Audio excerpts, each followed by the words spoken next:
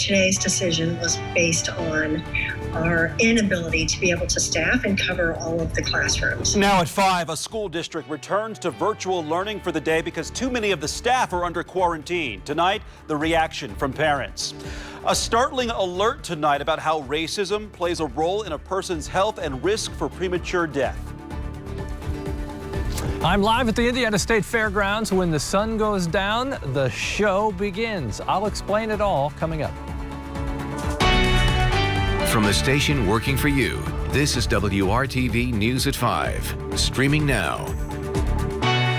And good evening to you at 5 o'clock. I'm Mark Mullins. Tonight, while all Marion County students are preparing for a return to 100% virtual learning, students in the Hamilton Southeastern School District did virtual learning today. It has nothing to do with a mandate like Marion County has issued, but rather because of staffing issues. WRTV's Stephanie Wade explains the challenges the district is facing now and how families are adjusting. The district tells me they simply did not have enough staff members to teach in person today. They say 221 teachers were absent and they could only fill 144 of those positions. We really need to get kids in the classroom, otherwise we're going to lose a whole generation of kids. I don't know how they're going to catch up. Thursday night at 6:30, the superintendent alerted families they'd be e-learning today because of a large number of staff members out and not enough substitutes to cover for all 22 schools.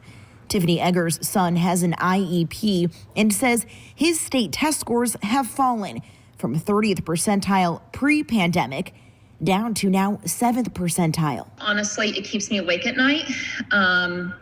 I actually have fractured teeth from clenching my jaw so much from the stress that I actually have now got orthodontics. It's extremely stressful. She fears her children are losing quality education and social and emotional development learning from home. I believe that when our society chooses that it's more important to go to a bar or to a movie theater or a restaurant than to educate our children, we are all going to lose in the end. A similar sentiment felt by this grandmother who says she's sad for her grandchildren are having to sacrifice so much. Out of my grandchildren, I now have, 5 that are in counseling. And it's depression. This has got to stop or we're going to lose this generation. We would love to have all of our kids back and not have to deal with this. But again, the ripple effect for us is the impact on staffing. Every time a student tests positive, an entire classroom must then quarantine. Those are the public health orders coming from the Fishers Health Department. The director of staff and student services tells me, according to their data, transmission within the schools is very low. It's a safe place to be, as echoed by our governor this week. But their problem is with so much staff needing to quarantine. Starting Monday, all students grades 7 through 12 will transition to virtual learning for the rest of the semester, while 5th and 6th graders remain on a hybrid schedule and 4th grade and younger are 100% in person. Is to also be able to free up resources and staffing that we can shift to the pre-K through grade 6. A district doing its best to adjust and keep everyone safe. We personally need to sacrifice to get these kids in school. Stephanie Wade, WRTV. The district expects the staffing shortage to be resolved by Monday, but they're calling on people to apply to become substitute teachers. It's an urgent need for them right now. If you're interested, you can visit hseschools.org under the Careers tab. School districts in Marion County have to return to 100% virtual learning by the end of the month. Here's a quick rundown of when the districts will begin. It starts as soon as this coming Monday for students in Wayne Township. Washington Township students will be back home next Tuesday, while kindergarten through 6th grade students at Beech Grove will go virtual next Wednesday. Beech Grove Junior High and high school students have already moved to virtual learning because of the COVID cases at the school. Several districts will begin November 23rd, including IPS. Perry Township and Speedway are waiting until the deadline of November 30th. Now to the numbers that are driving decisions by our state and local leaders. The state reported 5,708 new coronavirus cases today. Not a record, but the second highest daily number to date. Those results recorded between Monday and yesterday. There have been 50 more deaths of people with COVID. They occurred between October 29th and yesterday. Health officials also keeping a close eye on the hospital population of COVID patients, which has been putting a strain on healthcare workers. The latest number is still among the highest we've seen, but down a bit.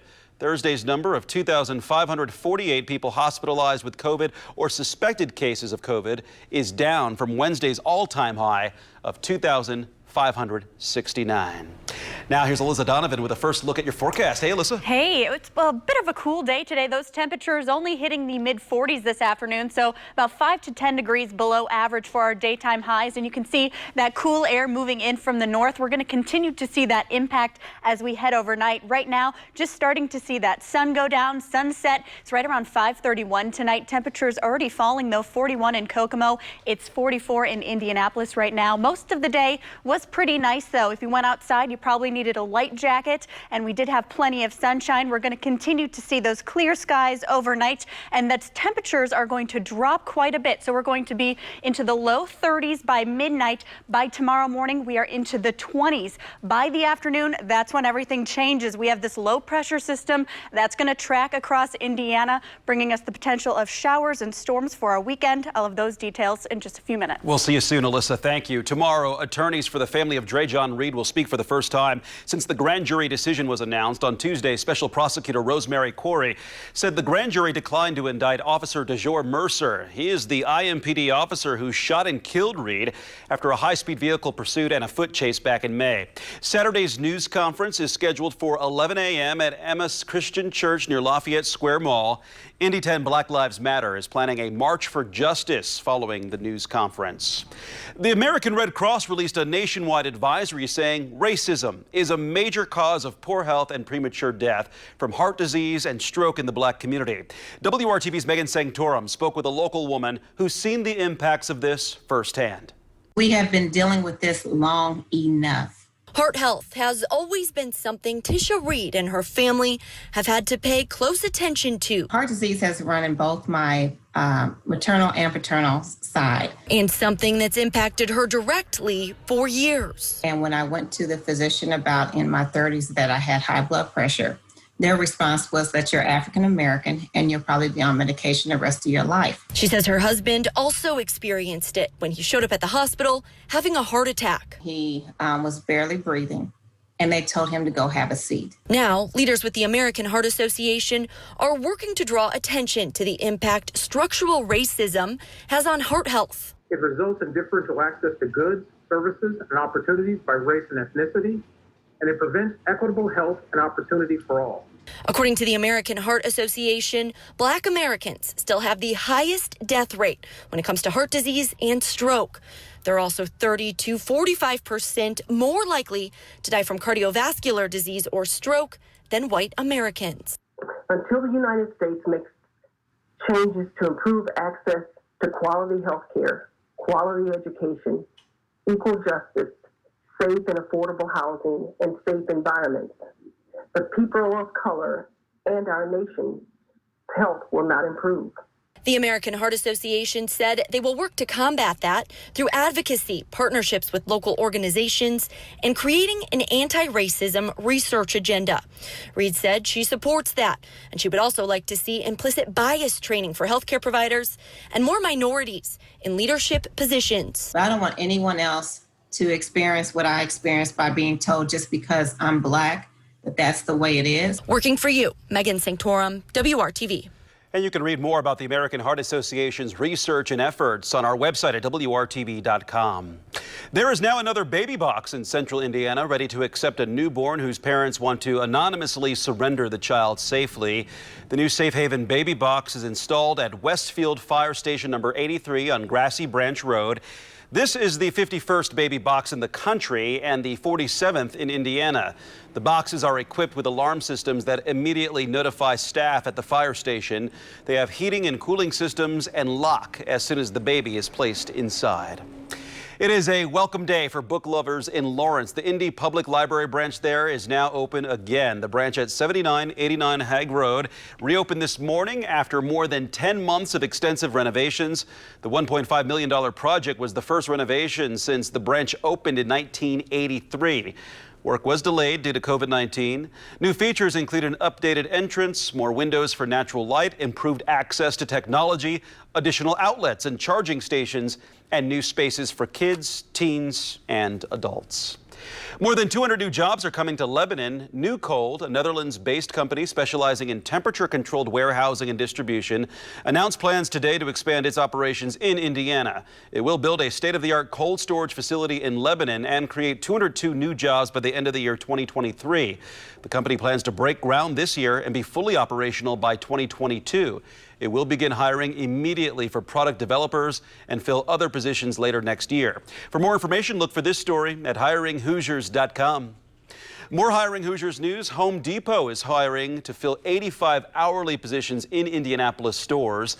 The roles include customer service, helping reinforce social distancing measures, freight, and filling online and curbside orders. If you're interested online, go to careers.homedepot.com/hiring. Still ahead on WRTV, big games in the Big Ten this weekend. Can IU and Purdue remain unbeaten? We'll look ahead for what's in store for both teams. Well, Wofford's here, Elsa the reindeer here, Courtney Kringle. What are we here for? We'll explain the big night ahead, and if the reindeer's nearby, Santa can't be too far behind. Kenny, find out. All right, thanks, Kevin. And we had a pretty nice day today. A little cold out there, but plenty of sunshine. Unfortunately, that's changing as we head into the weekend. Rain chances in store. All of the details coming up.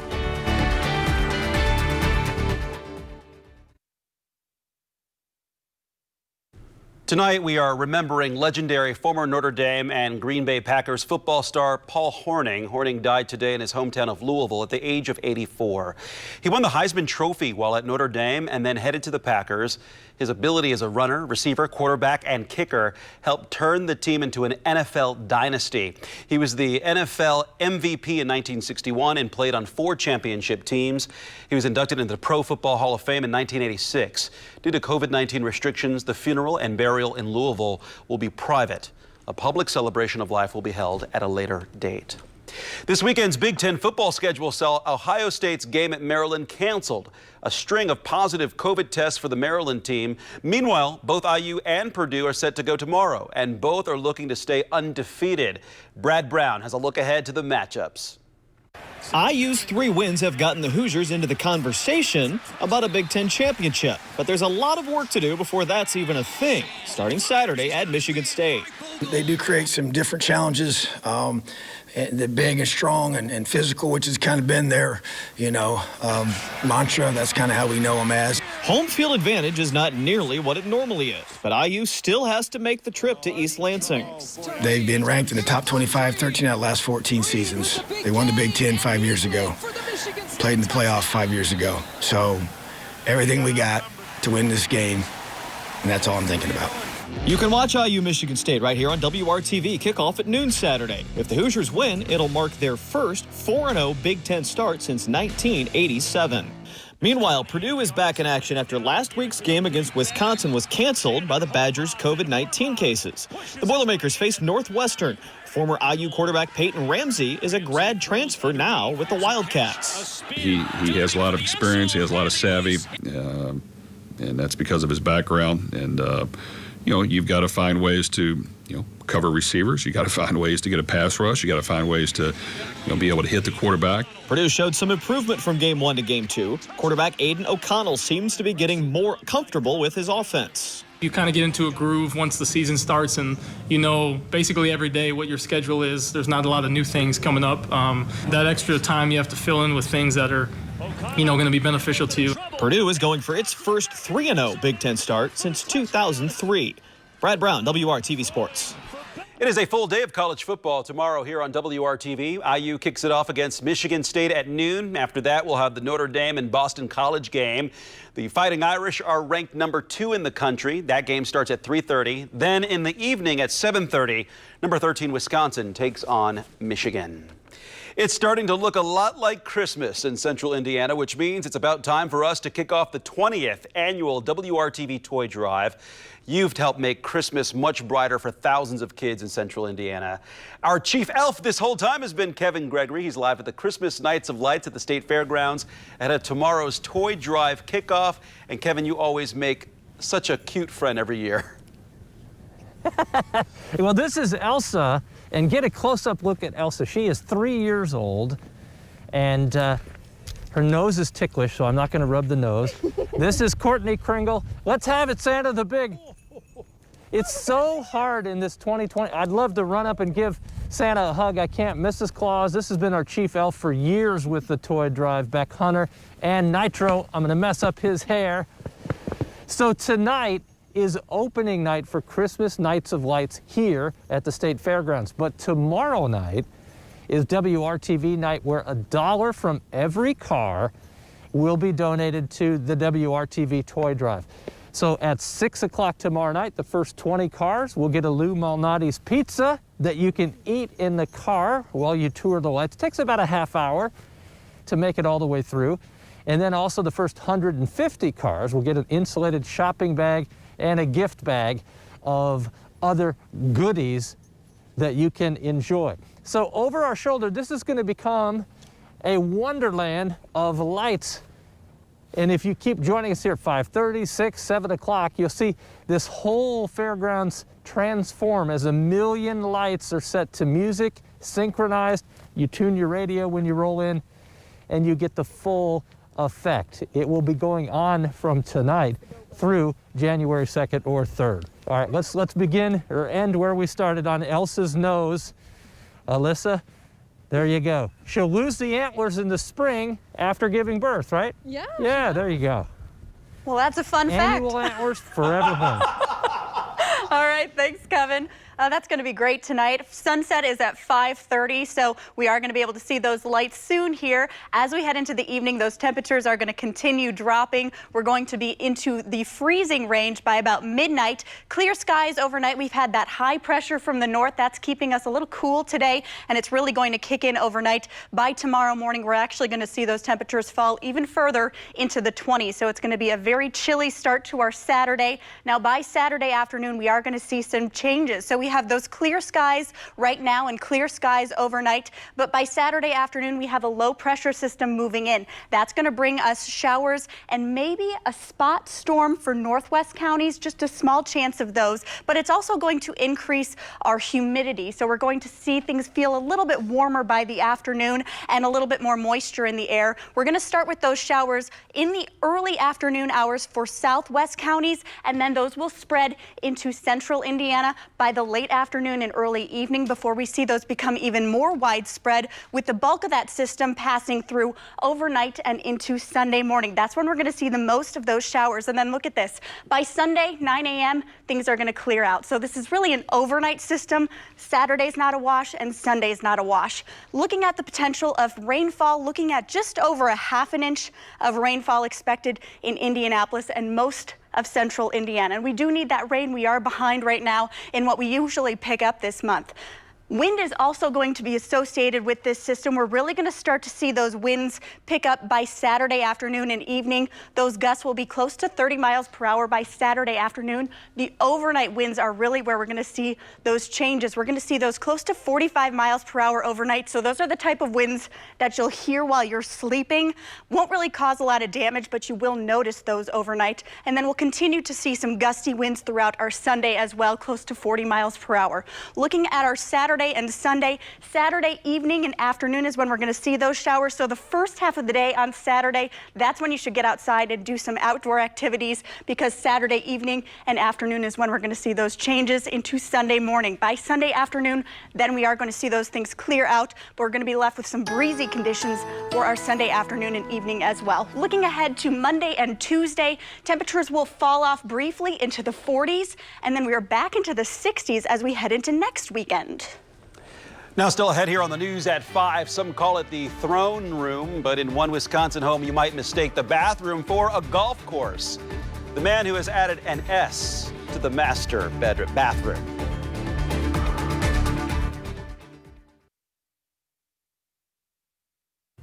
Well, you've heard of a master bathroom in a home, but what about a master's bathroom?